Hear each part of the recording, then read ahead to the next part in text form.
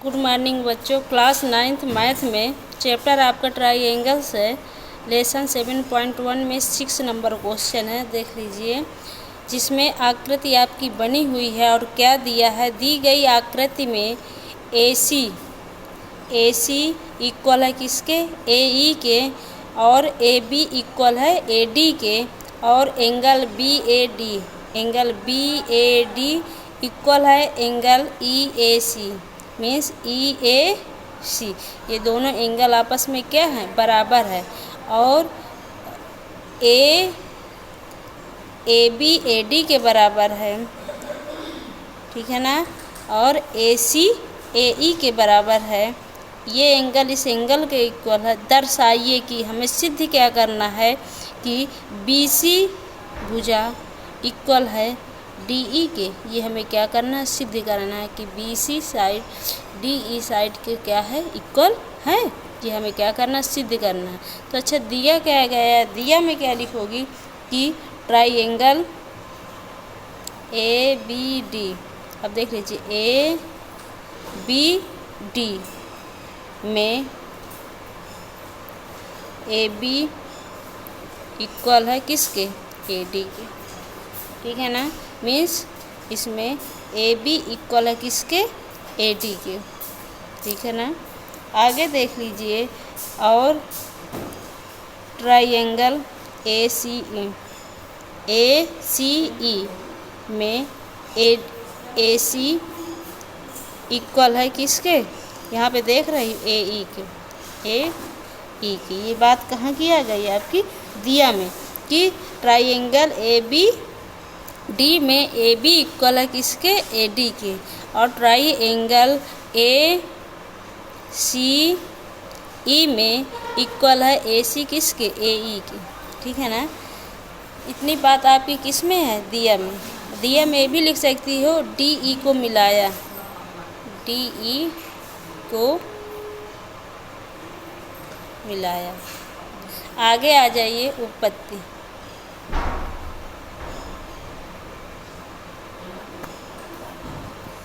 अब देख लीजिए, उत्पत्ति में सबसे पहले ये देख लीजिए कि दिया में एंगल BAD इक्वल किसके है, CAE के। तो यहाँ पे लिख सकते हैं कि एंगल BAD इक्वल है एंगल किसके, CAE के। ये बात आपकी कहाँ से है, दिया से। दिया में कहा गया है कि एंगल, देख लीजिए, दिया में आपका है भी, दिया में लिख लीजिए इसको, यहाँ पे एंगल BAD इक्वल है एंगल किसके, EAC के। क्योंकि ये बात का है कि दिया में है कि एंगल BAD इक्वल हो जाएगा आपका EAC, ठीक है ना। तो ये बात आपकी कहाँ से आ गई, दिया से आ गई। आगे देख लीजिए, हम एंगल DAC मीन्स ये एंगल को क्या करेंगे, इस एंगल में भी जोड़ देंगे और इस एंगल में भी क्या कर देंगे, जोड़ देंगे, ठीक है ना। तो हम यहाँ पे लिख सकते हैं, क्या हमें ऐड करना है, एंगल DAC। ये एंगल हम क्या कर रहे हैं, एंगल DAC दोनों पक्षों में ऐड करने पर, ठीक है ना। यानी DAC एंगल जो है इसमें भी जोड़ रहे हैं और इसमें भी जोड़ रहे हैं। तो देख लीजिए, एंगल BAD प्लस एंगल क्या जोड़ रहे हैं, DAC equal angle CAE plus angle DAC। तो अगर अब इसमें आप देख रहे हैं कि एंगल BAD में यदि एंगल DAC जोड़ेंगे तो आपका ये पूरा एंगल यहाँ से लेकर यहाँ तक का बनेगा। यानी आपका एंगल आ जाएगा BAC, ठीक है ना। एंगल क्या बन जाएगा, BAC इक्वल। अब देख लीजिए, एंगल CAE में आप क्या जोड़ रहे हैं, एंगल DAC, इधर भी जोड़ना है इधर भी जोड़ना है। तो यदि इस एंगल में आप ये जोड़ेंगे तो ये पूरा एंगल यहाँ से लेकर यहाँ तक का बनेगा, ठीक है ना। इधर जोड़ोगे तो ये एंगल तो आपका रहेगा ही और ये एंगल जुड़ जाएगा, ठीक है ना। अगर आप इस एंगल में आप ये एंगल जोड़ रहे हैं तो आपका यहाँ से लेकर के ये पूरा एंगल बनेगा। तो इसका नामकरण क्या हो जाएगा पूरे एंगल का DAE। एंगल आपका क्या हो जाएगा DAE। ये दोनों एंगल आपस में क्या हो जाएंगे, बराबर हो गए, ठीक है ना। हमें सिद्ध क्या करना है, BC को बराबर करना है किसके, DE के, ये हमें सिद्ध करना है। अब हम ले रहे हैं त्रिभुज BAC। अब यहाँ पे ले रहे हैं अब त्रिभुज BAC और त्रिभुज BAC और त्रिभुज DAE में ले, यानी त्रिभुज BAC इस त्रिभुज में लेना है और त्रिभुज BAE यानी इस त्रिभुज में आपको क्या करना है, लेना है, ठीक है ना। तो त्रिभुज आपको लेना है DAE।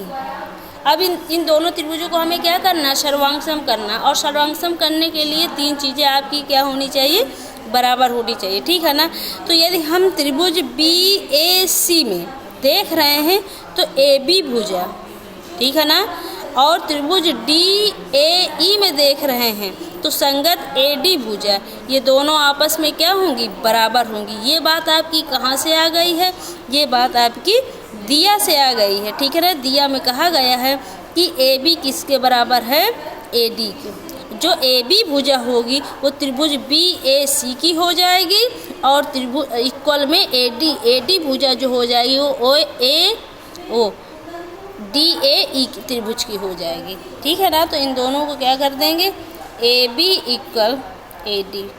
ये बात कहाँ से आ गई, दिया से, ठीक है ना। अब दोनों त्रिभुजों में देख रहे हैं, त्रिभुज आप देख रहे हैं BAC की भुजा AC, त्रिभुज BAC की भुजा आपकी क्या है, AC, और दूसरे त्रिभुज DAE की भुजा AE, DAE की भुजा AE, ये दोनों आपस में क्या हैं, बराबर हैं।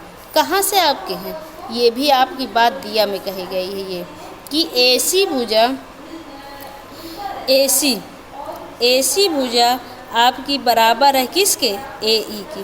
तो यहाँ पे लिख सकते हैं जो AC भुजा होगी वो त्रिभुज BAC की होगी और जो AE भुजा होगी वो आपकी त्रिभुज DAE की होगी, ठीक है ना। तो यहाँ पे लिख सकते हैं कि AC इक्वल किसके हो जाएगा, AE की। ये बात आपकी कहाँ से आ गई, ये भी दिया से आ गई, ठीक है ना। आगे देख लें हमारा एंगल दोनों त्रिभुजों, त्रिभुज BAC का पूरा ये एंगल और त्रिभुज DAE का ये पूरा एंगल दोनों आपस में क्या है, बराबर हैं। कैसे, हम सिद्ध कर चुके हैं ये कि angle BAC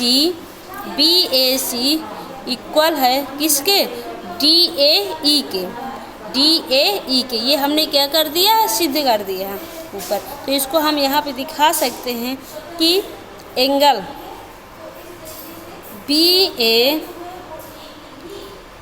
BAC equal angle आपका हो जाएगा DAE।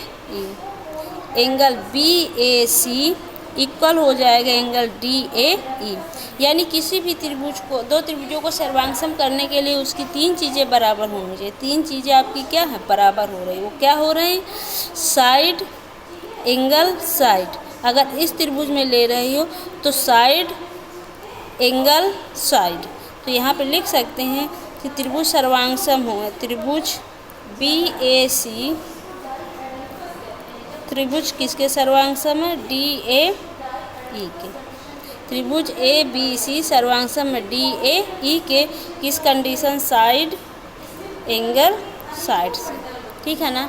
तो हम जब ये दोनों त्रिभुज BAC और त्रिभुज DAE सर्वांगसम है तो इनके अन्य जो भुजाएं होंगी और अन्य जो कोण होंगे वो आपस में क्या होंगे, बराबर होंगे, ठीक है ना। संगत कोण और भुजाएं आपस में क्या होंगी, बराबर होंगी।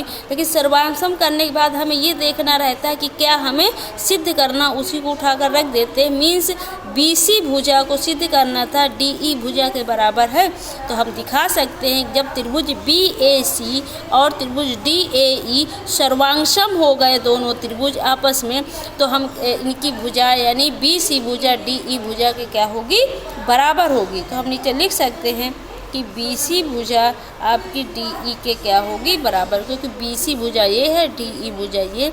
त्रिभुज BAC की भुजा BC होगी, त्रिभुज DAE की भुजा DE होगी, दोनों आपस में क्या हो गए, बराबर हो गए। यही हमें सिद्ध करना था, ठीक है ना।